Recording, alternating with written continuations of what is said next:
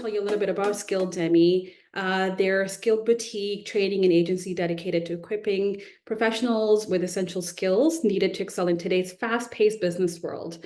Their programs range from mastering project management, leadership, to aligning sales and marketing efforts. Now, whether you're just starting out or aiming to advance your career, their hands-on courses help you stay adaptable, foster collaboration, and achieve real measurable success. Now at Skilldemie, we're here to empower your growth and fuel your professional journey. So a little bit about myself. My name is Shahzadi Bhatti. I'm on the board of directors for Skilldemie, and I'm a program advisor here.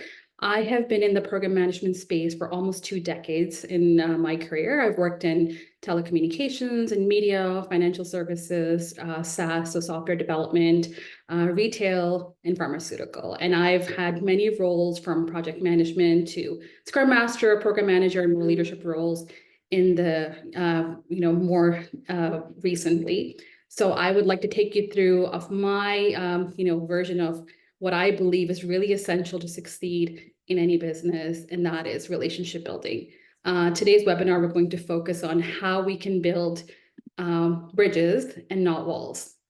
And, let's face it, we all have to work on our relationships at work and also in our personal life. So whether you're working with a project team, you're navigating through office dynamics, politics, sticky situations, having difficult conversations, it's essential to meet your colleagues regularly, essential to build those relationships and really just make strong connections, because that will make all the difference in how you navigate through your career journey.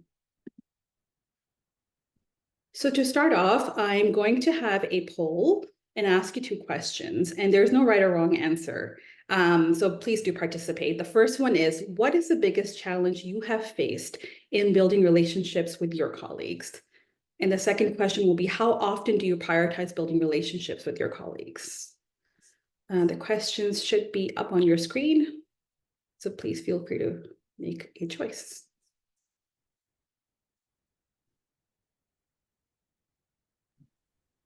Sorry, I think the questions coming up are for poll number 2. At least that's what I'm getting. Okay, let me go back. Thank you. This should be the correct ones now. So the first question again is, what is the biggest challenge you face in building relationships with your colleagues?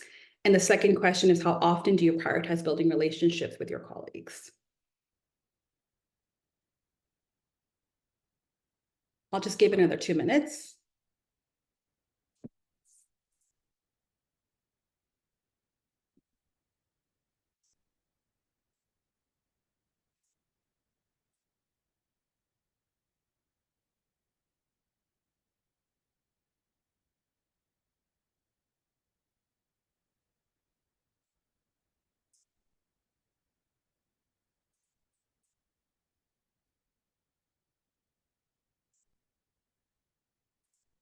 Great, seeing some great answers.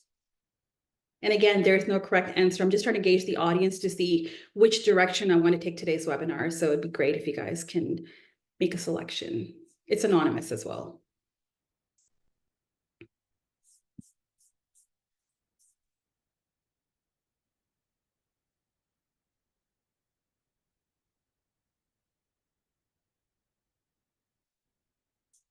Okay.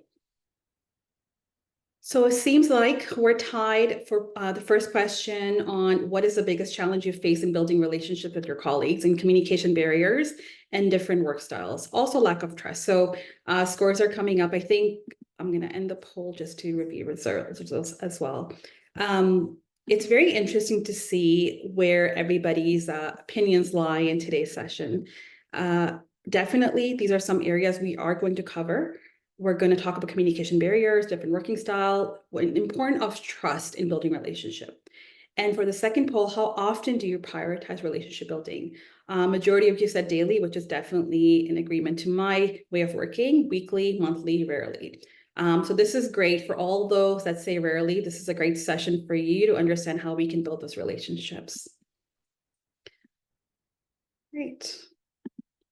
So moving forward, just want to go over today's agenda. So we're going to cover why relationships matter at work, what is the foundation of a strong relationship, we're going to cover trust, which is the foundation of strong relationships, effective communication, navigating conflicts, emotional intelligence, which to me is one of the most vital areas, creating a culture of support and collaboration, overcoming barriers to connect, sustaining relationships over time, and of course, concluding with our view of how we build a path of workplace success. So to begin with, I want to dive deeper into why relationships matter at work.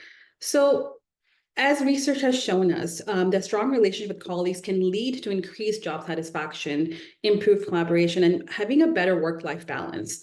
In fact, there was a study done by Gallup which found that employees who have a best friend at work are more likely to be engaged and productive.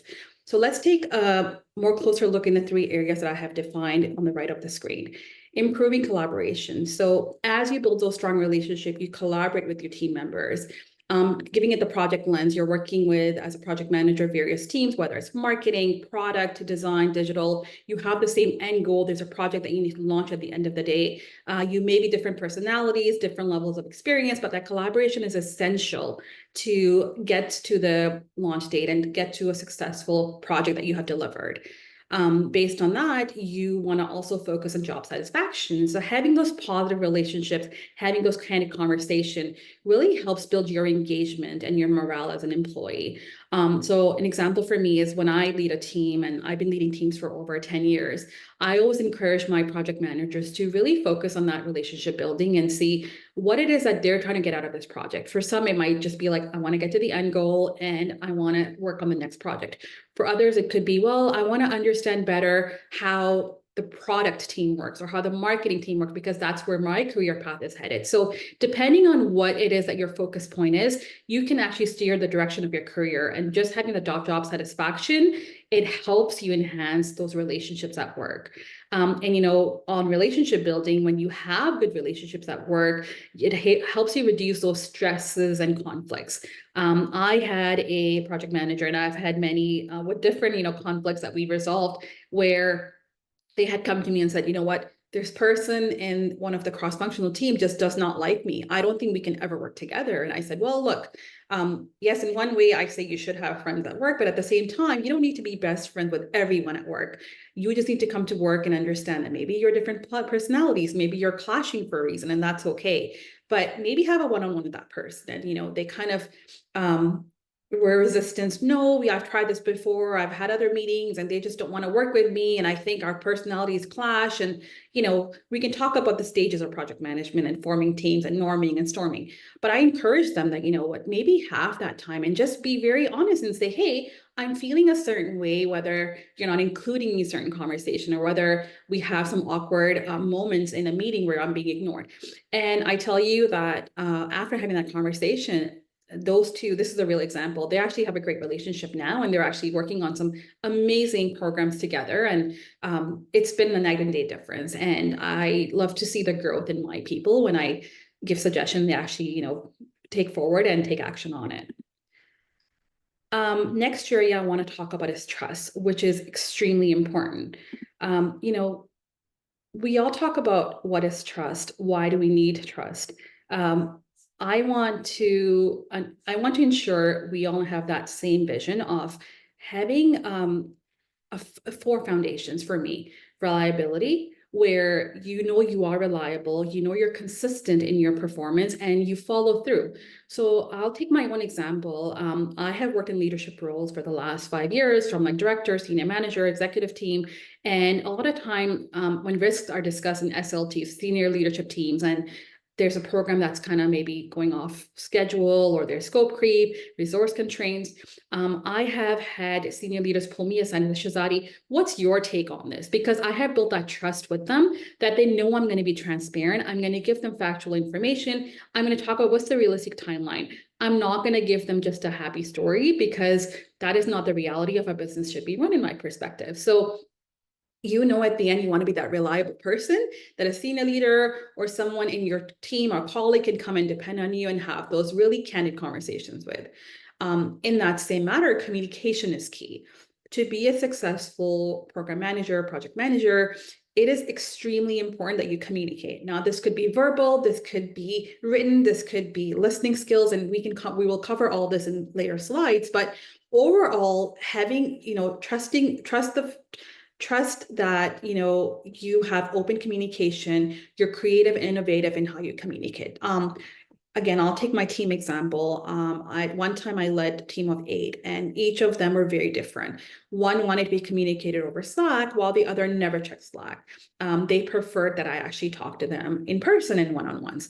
Another one only looked at emails. So just understanding and having those relationship skills, how your team operates, what's the make of them, what type of personality traits are them, what's the best way to communicate with them will help you excel yourself as a leader. And then, of course, managing conflict. Let's face it, regardless of what role we're in, whether it's in business, whether it's in technology, whether it's in design, there's always conflicts, right? It's part of life. If there's no conflict, honestly, life is boring. So you want to be able to trust and help to resolve conflicts and overcome challenges in really creative manners, whether it is pulling aside someone having those one-on-one conversation or documenting if there's repeated, behavioral issues. You want to be at the forefront of knowing how we can resolve conflicts and move forward.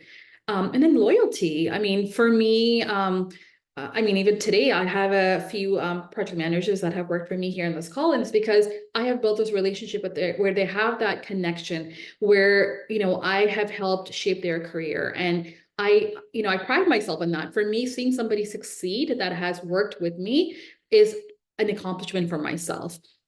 So you want to, be ethical in your decision making. You want to promote loyalty, and you want to get retention in the company. You want people who want to stay and work with you. This is where engagement plays a role. This is where keeping the morale high in your team plays a role. So overall, trust is a key foundation of building strong relationships. Next, I want to cover effective communication.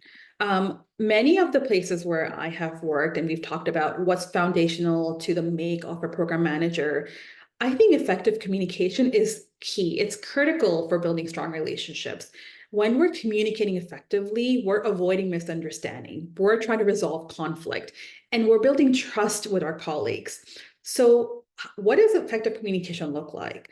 Let's go through this slide and understand. So for me, overall, you're communicating and you're boosting your employees' morale. You're engaging them. You're being productive at work. This also feeds into culture, where you have a very positive, very engaging culture, whether it's through celebrating wins or cultural, traditional holidays, for instance, or just, appreciating someone, and you're boosting their morale to actually enjoy that they come to work every day. Because look at the facts are, we're at work for a majority of our day. So you want to keep the energy up, you want to keep the spirit up, and you want to keep the morale high.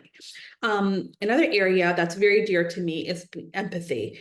What is empathy? Just being able to relate to someone, feel where their perspective, where they're coming from, being an active listener. There's a difference between listening and hearing. A lot of times we hear, but we don't pay the attention to listen and really see what's the other person's perspective. Let's be in their shoes and see how are they thinking, understand them, and how everything in the workplace is affecting them. I actually myself had a manager who said to me that you're too empathetic with your team. And I was taken back, and I thought, what do you mean? And they were basically saying that, you shouldn't care this much about your people. And I obviously am not there anymore at that company because I didn't agree with that value. Because to me, I'm a people first manager. You take care of your people, they take care of the work. And that's how I approach my day-to-day as well. So clarity. You want to be clear and concise in your messaging. You want to help avoid misunderstanding. So this all will relate to an example when you're maybe documenting a presentation or an update, a weekly status update on your project for end of week to senior leadership team.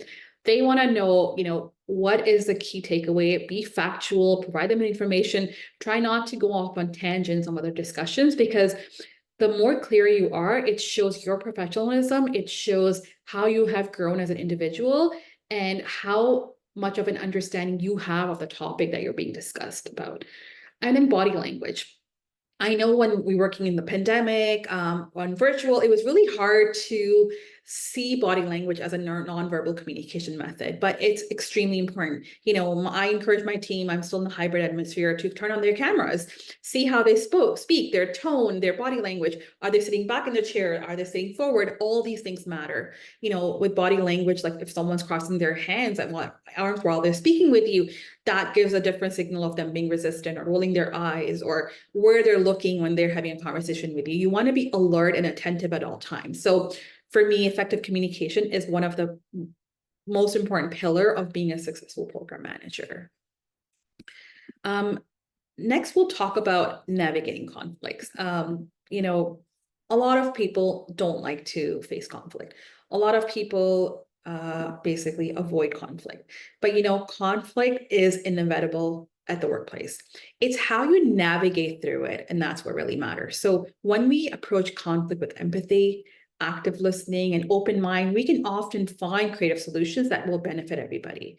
Some of the methods I've adapted, and I shared that example earlier about collaboration, find common grounds and collaborate with your teammate and see, how do we get to the finish line together? How do we get this launch and go to market? Be an active listener, you know, stay calm, listen attentively, focus on the interest of the other person. I had a scrum master that worked for me in an organization, and they would say, well, this person, I'm just going to name them Adam, you know, he's never finishing his development, like stories, points, and Jira, and he shuts down the computer at 4 o'clock, and I can't wait till 9 a.m. for him to start again. And I said, have you ever asked Adam why he needs to shut the computer at 4? And they said, no, but the work has to be completed. I said, okay, but have you taken the time to understand what's happening in Adam's personal life? Because we believe in work-life balance. This was during the pandemic. So once my scrum master had a conversation, they realized that Adam is committed to his son's soccer game from 4 to 6, and he will log on after to finish any work. And I ensure that, you know, bring that human element, and empathy again comes into play, where you're listening and showing care. And then at that point, once my scrum master knew why Adam was offline for those 2 hours, they were building a better relationship with the developer as well. So just having those little cues moments, just focus on the interest and, you know, be positive. And overall, once you learn to navigate conflict, it just shows your maturity. It shows your growth as an organization. Because as I said before, conflict is inevitable. It's everywhere. You just want to find the opportunities to show you growth. So when you hear that, hey, we're not going to launch this, we're going to be behind schedule, how do you react to it? Do you start like going crazy, telling everybody at the office that, oh my God, we're behind launch and it's because of X, Y, and Z, and this is a culture here for the last 5 years? Or do you take a step back and understand, okay, what are my options? What can I do in parallel? What other teams can I pull in? What are the resources we can engage with? It's how you go about managing conflict that just shows how you have grown as a professional. So again, navigating conflict is very crucial in being successful and building relationships. Next, emotional intelligence. You know, I can't say enough how underrated EI is versus emotional intelligence versus IQ at a company, EQ versus IQ at a company. A lot of people hire you based on what degrees you have, how much, you know, you've worked and what industries you're from and what kind of referrals you have, but they don't really focus on the soft skills. Hard skills we go to school for. And yes, experience does teach you. I don't disagree. But having those soft skills are crucial.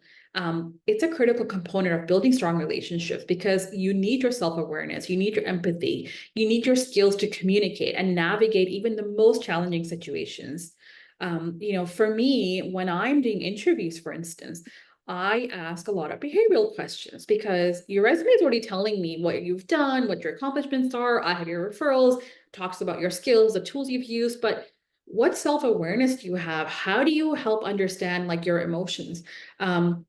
And then I had an example where I had a PM that worked for me and said, well, when am I going to be promoted? It's been 3 months. It's been 6 months. And I said to them, why are you always chasing the promotion? Why don't you focus on doing excellent work so you're being recognized for it? And then somebody will automatically vouch for you to be promoted instead of, you know, and then they would come back and say, well, if I look at my job description, I'm checking off all the boxes. And my response to that is, yeah, because you're doing your job, but that's what you're hired to do, which is great. But what are you doing to get to the next step? What are you doing to go above and beyond? Where's your critical thinking? Where is your strategic planning that you're doing? And those are the conversations you have to really educate people on how to have that self-awareness, and then see where it is that how they understand themselves and their emotional needs as well. And then again, I talk about empathy again. It helps you understand others and their emotions and needs. Is this person looking to get promoted because they just need more money, they're in a situation, or do they really feel like they're not being valued enough? And then have those candid conversation. For me, I'm a big believer of 360 reviews. So asking people at all levels in the organization on feedback from myself, my team, and that's continuous growth, continual feedback cycles. And that's where you understand what the other person's needs are, how you can help them as an empathetic leader. And then, of course, having social skills, help build your, communication skills, building the relationship effectively. I'm a big believer that culture is very important to me in an organization. We'll get into it soon, but being able to communicate, saying hello to your team members, engaging with them, asking how their weekend was. These are all personable areas where we need to connect with others. So we're not just robots, we're human beings. So we need to bring that human element to our work. We will go into another poll. I'm sure you guys are hearing too much of me. So these are two questions I would also ask. The first one is, have you ever experienced a difficult conflict with a colleague? If so, how did you resolve it? And second, what do you think is the most important aspect of building strong relationships at work? Again, the poll should be up. I will give it 2 minutes and looking forward to your answers.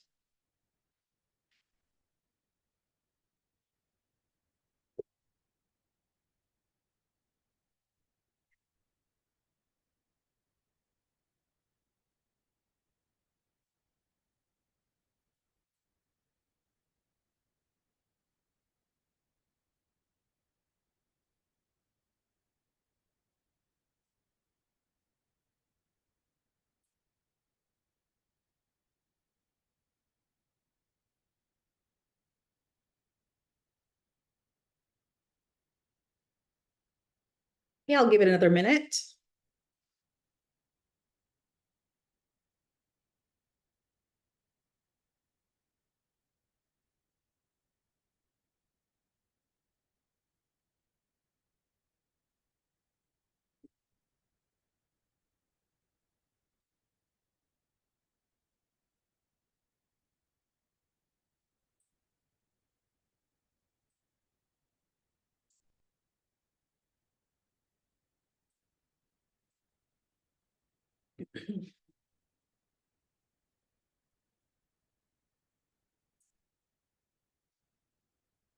Great. So as I said before as well, there is no wrong answer. So let me bring this here and show you all. For the first question, have you ever experienced a difficult conflict with a colleague? If so, and the answer number one was yes, and I resolved it through open communication. That's great to hear. I resolved it through mediation, which is also another option. I didn't resolve it, and no, I've never experienced a conflict. Okay. And for the second question, what do you think is the most important aspect of building a strong relationship? Trust, communication, empathy, shared goals. So to me, they're all very important, but yeah, definitely trust and communication are the top two, and we've covered them in just the previous slide. So that's great. All right. So moving on, let's talk about how do we create a culture of support and collaboration at work. As I mentioned earlier, culture is very important, having a positive culture. I'll share my own example. I worked for an organization, and I was told by one of the executive team members that, they don't care about culture. They're just here to make business and the business money. And to me, that was a shock. That very bluntly, this was said in a meeting of at least 10 people, and there was nobody actually rebutting the comment. And I was taken back that that's not the culture that I want to work in. You want to have a positive culture. Again, you come to work every day, you want to be happy, you want to grow with your team members. So few areas I want to focus on today is one, safety. You want to work at a place where you're feeling safe. Now, safety could be, physical safety or mental safety with regards to like job longevity, stability, and just ensuring that your position is going to be there. And, we've all been in a situation where there's been layoffs and reorgs, and that happens. That's just part of the nature. But when you're feeling safe and confident going to work, you're going to perform better as well. Having feedback. So I mentioned earlier, I'm a big believer of 360-degree feedback, gathering those inputs, having open communication with our team and being transparent. With my own team, I'm very transparent. If I see something where I think there could be room for opportunity for improvement, I bring it up right away. I don't wait till our one-on-one with just weekly. I bring things up as they occur so we don't forget. Similar to performance reviews, I know they happen annually or biannually in some companies. I'm a believer that every month, let's talk about your growth. Let's talk about which direction you're headed, because you may change when the quarter finish and you may be headed to another area of the business. So having those constant feedback cycles, and again, getting feedback on me. Am I doing what I need to for you as a manager? What is your expectation? Is it something else I can do to improve myself? So that's where I believe feedback cycles are very important, and they need to be both ways. Celebrate. There was an organization I worked for where, they were very successful at launching projects one after another product, and they were a SaaS company, and it's like, okay, what's next? What's the next shiny object we're chasing? And everybody would be on board. We were cross-functional teams of like developers, QA, UX, design, marketing, analytics. And it was going really well. And I said, hold on a minute, we just jumped from project to project. Have we ever celebrated our successes? And one of the feedback I got from one of the senior leaders was, well, we all get a bonus or we all get a performance review at the end. And if you do well, you get monetary value for it. And I said, hold on a minute. Celebration is not just monetary value, maybe for some, but for others, we need to ensure like we celebrate what was done in the present, right? So just like you finish a project, and I like to build the celebration as part of the closing cycle. So we're closing out the project. We need to ensure we all sit down and we have a retrospective, we discuss what went well, what didn't go well, what can be improved, but let's celebrate what we did, because it's a huge accomplishment that we've all accomplished. We all got to that date together, we worked night and day. So it's really important to work through those challenges and celebrate where you can. And then being adaptable to change. I've worked in business transformation organization where there's been buyouts or mergers, and it's really hard on people who've actually been with organization for like 10, 15 years to adapt to that change. A new manager, a new ways of working, a new CEO, a new, vision for the company. And sometimes you need to be an advocate for change and make them realize why it's good for them and why we need to be adaptable to change. My own example, I have worked in various industries. Yes, I've actually stood up PMO with different companies globally. So having those conversations of change with different cultures. So whether it's a culture of a company in Europe or India or, Russia, North America. So having those conversations and saying, hey, we're going through this change together. Let's adapt, and let's, the sooner we adapt and not resist the change, it'll be better for us in the organization to succeed. So these are some areas where I think having that support and collaboration is critical to build a positive culture to work in. Next, I want to talk about overcoming barriers to connecting. Now, sometimes we face barriers in connecting in the workplace. These can include cultural or language differences, physical distances, or even our own biases and assumption. Like I was just saying to you, I have worked in an organization where I have built PMOs globally, and a lot of times there's that cultural difference in how you address someone. I worked with a team in Germany, and they would say, and in North America, sometimes you would just put a smiley face in an email. They would say, why are you guys so happy in North America all the time? And it was interesting because I visited Germany and they are happy people, but that person took it as, you guys put smiley face or exclamation marks in the email and it's too much. When we're reading emails, they need to be professional, to the point. They shouldn't have emojis. They shouldn't have expressions as such. And that was interesting to me to gather that feedback, because for me, it's like I'm being positive, I'm being appreciative, but they took it the other way because there's that cultural difference. And in the language difference, I had a manager who did not like being addressed as, hey, so-and-so. They wanted to say, they said, don't say hey to me, always say hi. They felt that hey was insulting, which again was in the North American culture, whether you say hi or hey on a chat on Slack, didn't make a difference, but to them it did, because maybe culturally they thought it was disrespectful. So just building those relationships, understanding where people come from, really helps you navigate through how to have those, open communication and go over not having those barriers. And then there's biases, right? So You need to identify and challenge your own bias and assumptions too. I've hired people where I'm like, yeah, I don't think they're going to want to stick around. They're too senior for this role. And they have, because maybe they just needed a career shift and that's why they're here, right? Or, I started my career very young because when I graduated, I was lucky enough to not have to work in McDonald's and I just got a job right away, which is, again, very fortunate that I got that. So I became a manager at a much younger age, and I had managed teams where individuals were much older than me in age, and they would have that bias against me. Hey, I'm a woman, I'm younger, and they didn't think it was serious enough for them to report to me as their manager. And there was a lot of conflict I went through for a good part of my career. And again, this was my own growth as well, to see how can I show them that regardless of how old I am or where I come from, I have the experience, I am in this position for a reason. So getting over those biases was really critical for me. Again, I bring empathy into everything, as you can see, having a clear understanding, towards others in the workplace, practicing empathy, being able to feel and relate to people is really crucial. And then finding commonality. So what's our shared goals? What's our shared interests? You're getting to know somebody in the design team and they're talking about like building like a new prototype, and say, hey, you know what? I actually have an interest in learning about this. Can I shadow you and understand how does the ideation phase happen before the project development starts? What is it that you get to do and go to market strategy? How do you write content for editorial? And these are all interests that you can show to find common grounds, whether it is just personal or professionally, you want to steer your career in that direction. So finding that commonality also help you overcome barriers to connection. This is probably our last slide. So sustaining relationships over time.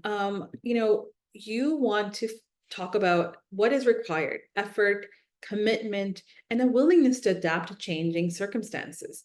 But when we prioritize our relationship, we build a strong foundation for success and happiness in our career. For me, you want to do regular check-ins. You want to have these scheduled. I was a new manager in an organization, and I said, I had my one-on-ones with the team members, and I said, when are your regular team meetings? And one of the individuals said, oh, we don't have team meetings here. And I was shocked. I'm like, what do you mean you don't have team meetings? They said, well, there's no need for team meeting. We're all project managers. We don't need to talk to each other. And I said, hold on a minute. But how do you streamline on process? How do you streamline on corporate like direction? How do you streamline on just how we operate as a team and build a brand for yourself?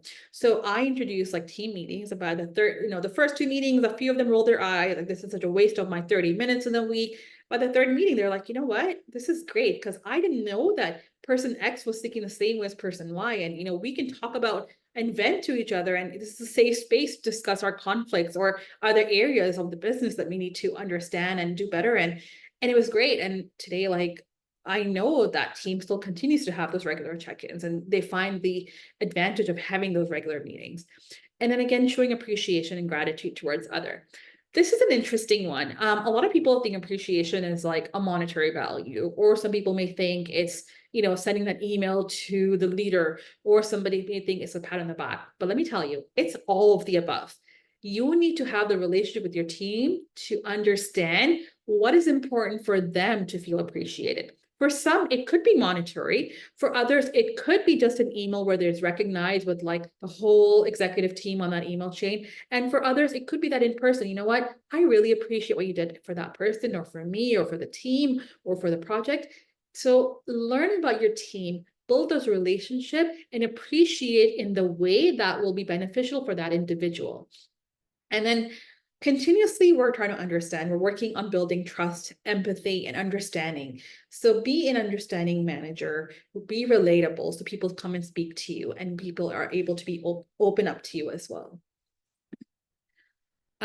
So overall, I think building strong relationships at work is critical to our success and happiness.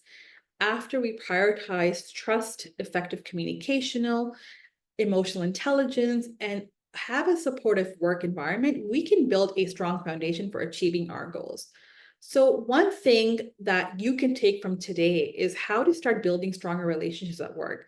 Let's all make a commitment to prioritize our relationships and see positive impacts that it can have in our career and our lives. Thank you so much. I will open up to questions if there are any at this point.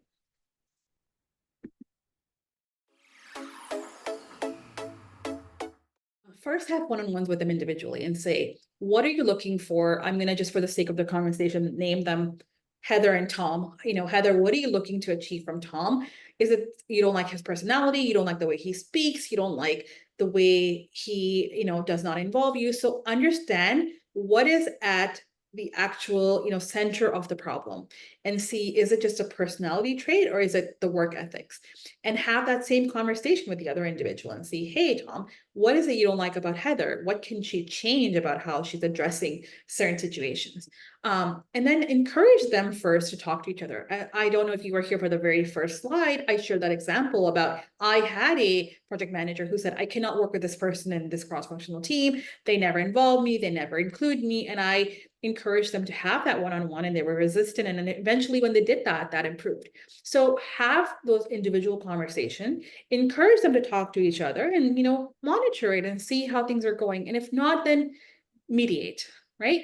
Be that third person to say, let's all get in a room and talk about commonality. What's our common goal? What's our focus point? How can we get there together as a team? And that's the approach I would take. Great question. I think for the first one, I would say a lot of time when I have changed organization, and I have in my, first thing I do is I observe for the first few weeks. How do they talk? How are meetings run to begin with? Who has a seat at the table? How, do they all know what their clear, vision is, what their value is? How do they assess culture? So I hold a lot of one-on-ones with team members to understand their own behavior and talk about what it is, that they're looking to get out of the company. And I ask everybody, what is your one pain point?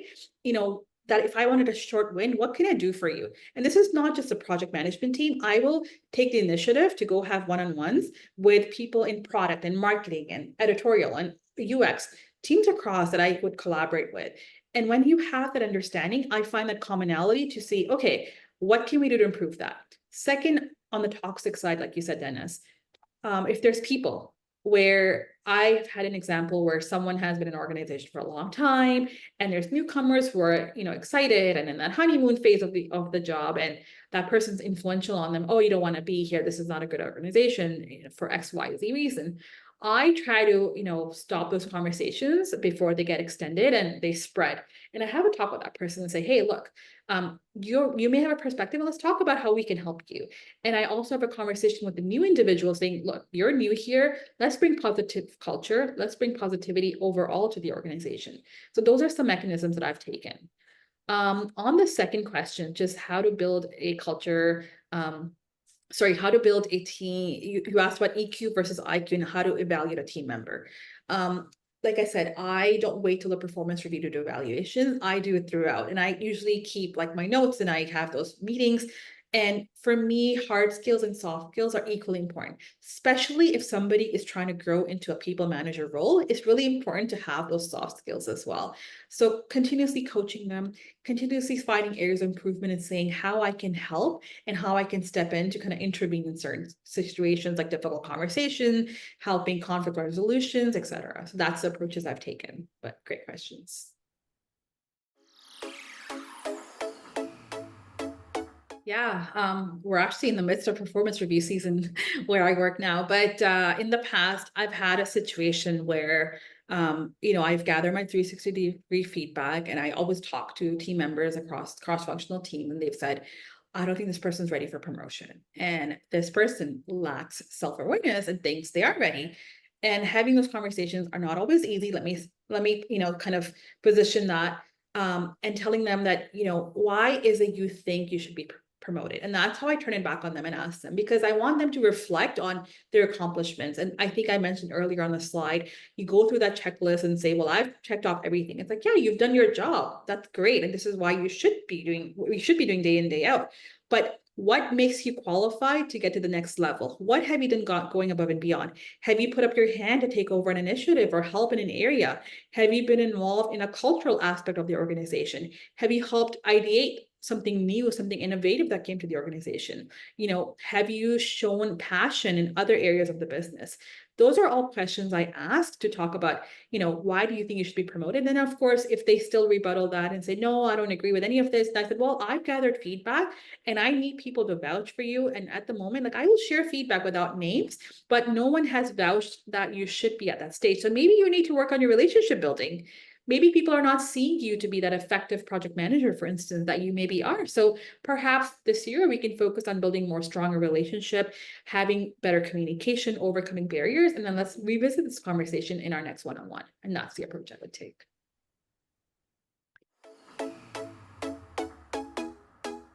Okay. Yeah, I mean, at the workplace, I'm assuming. So for me, empathy is really being in that person's shoes and relating to them, being relatable, actually, you know, saying, I know how it feels, because if I were in your position, whether it is somebody working overtime and you're saying, you know what, I get it. This is taking away time from your family, right? This is taking time away from you doing other extracurricular activities outside of work. And what can we do to resolve that conflict? Sympathy would be, if I have no family and I have no kids and I'm used to working 24/7, I can't really empathize because I don't know that position to be in. So I can sympathize with you and say, oh, I'm sorry that you're going through this. How can I help? But I can't actually feel that emotion because I'm not in that position. And that's how I would relate it to the workplace. Like I was saying earlier, majority of the time when I start being a new leader, and I've been at the current organization for about 5 months, and I've worked in 2 different teams already, actually.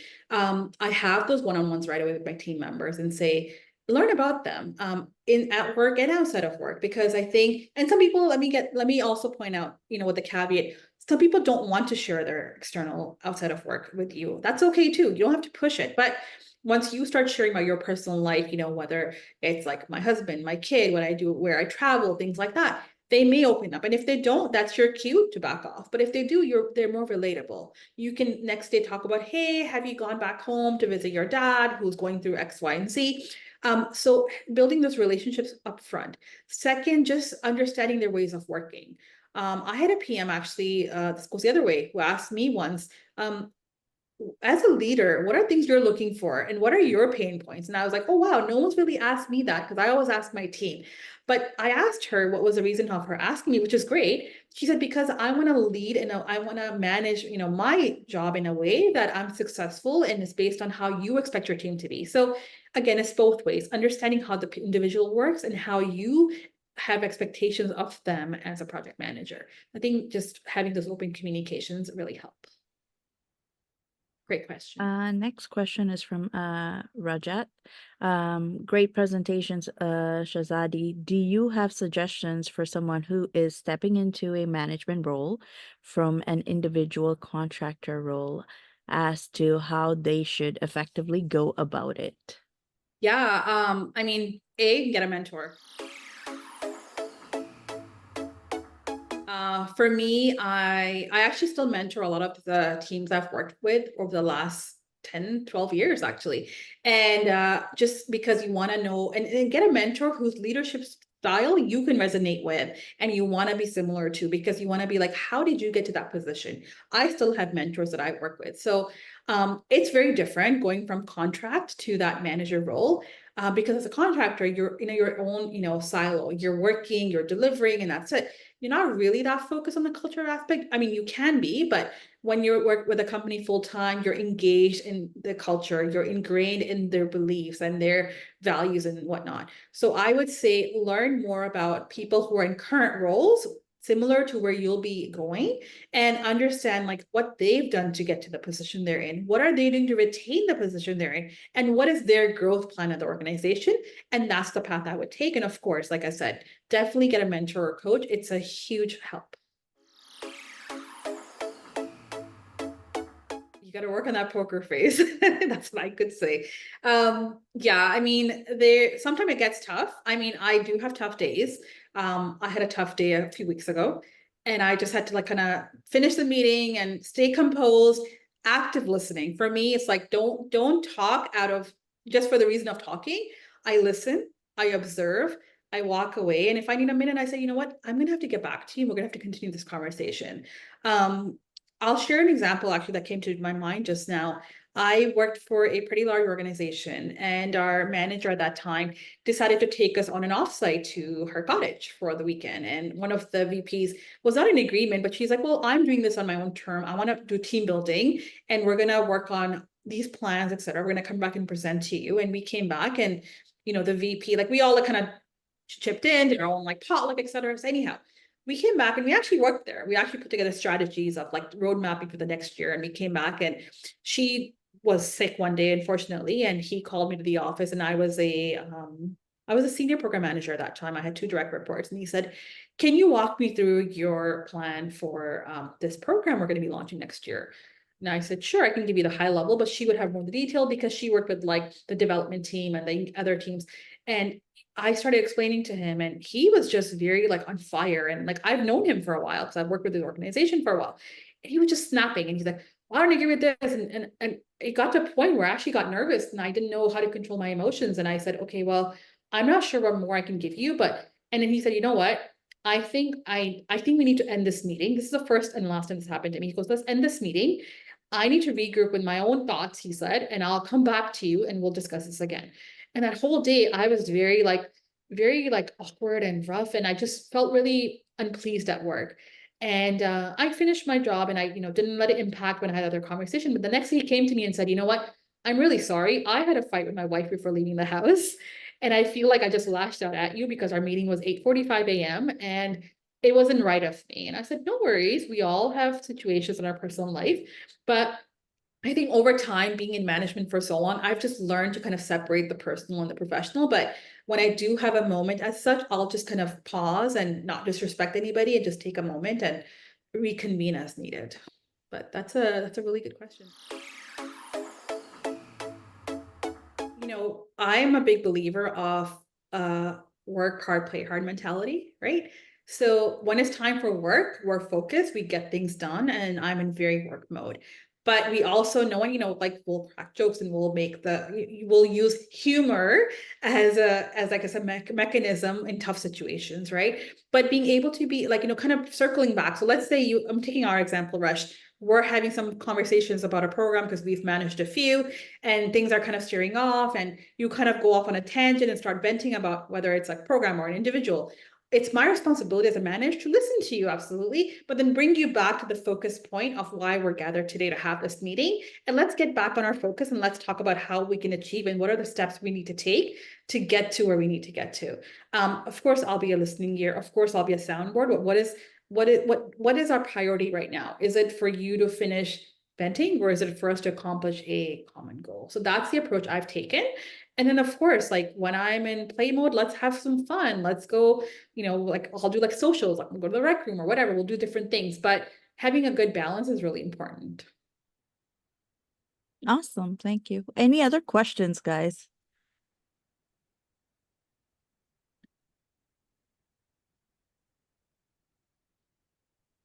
Great. I see a couple folks from our class too. From here, she has answered mostly all the question, and I'm sorry if we've been on Skilldemie. There's a lot of this that's been discussed, and I practically learned with my group because we had conflict when we had our projects, and then it was just the same method when we got to we had to inform our coach, and same method applied, and today we're all great friends.